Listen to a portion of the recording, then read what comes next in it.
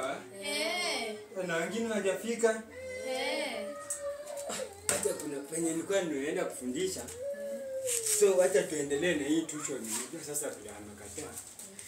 Acha tuendelee. So today we are going to start with disadvantage and advantages of kibogoyo.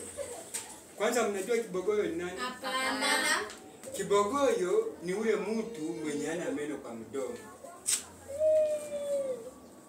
Sasa tunaanza advantage. Wacha tuanze na advantage ndio tutaenda kwa disadvantage. Wacha tuanze na disadvantage ndio tutaenda kwa advantages. So disadvantage number 1. Usikubali akaribie sufuria ya nyama kama unakaanga. Kwa nini? Kibogoyo akaribia sufuria ya nyama kama unakaanga na achungulie ndani, akiinama maji itakuwa inatiririka kwa hiyo nyama, watu watalusi appetite ya kukula. Hiyo ni number 1. And you must be faster because of the time. Tutaki kushikwa, serikali imekataza sisi tusiwafundishe walimu kama kwa ngoma. So number 2, usikubali kuwa karibu na yeye kama anaongea. Kwa nini? Ile time uko karibu na yeye akiongea, sasa kama for example ni hii kitabu, akiongea mate yote inamwagika kwa kitabu. So atakumwagia mate kwa nguo, upate hata nguo zote zimeloa kwa mwili.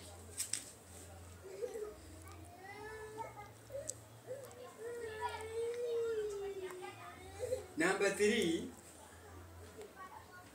hawezi kula timbetete. Kwa nini?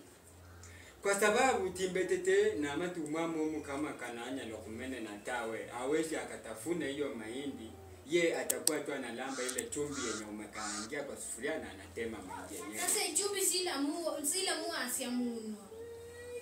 Akona kayo mwene. So number 4, hawezi kula simsim. Kwa nini? Simsimu ile time anachota akiweka kwa mdomo yote itakuwa inamwagikia kwa kifua yote. Kwa nini? Simsimu itakuwa inamwagika.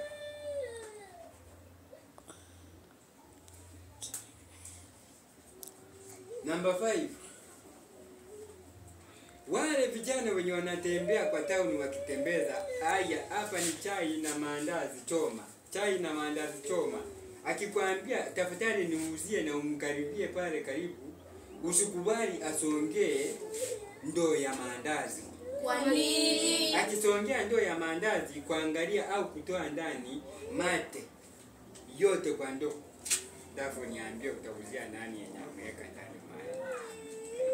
Umemaliza hiyo? Tuangalie advantage haraka.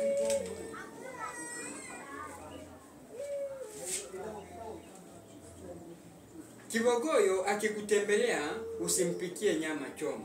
Kwa nini? Kibogoyo ukimpikia nyama, si nyama choma, nyama ya mfupa. Kibogoyo ukimpikia nyama ya mfupa, yenye haina mfupa, atakula yote amalize kwa sufuria. Kwa nini? Si itakuwa sasa imeisha yote, na ile ya mfupa hawezi akamaliza. Ana meno ya kuuma nyama kama iko kwa mfupa. Kibogoyo akikutembelea usimpikie mayai. Kwa nini? Hata hiyo si kitu ya kuuliza pia nyinyi wanafunzi. Inafaa mnajitayarisha. Ukipikia kibogoyo mayai na vile hiyo mayai ni kitu ya kufanya hiyo yote na anameza. Hii atakula yote amaliza. Kwa sahani.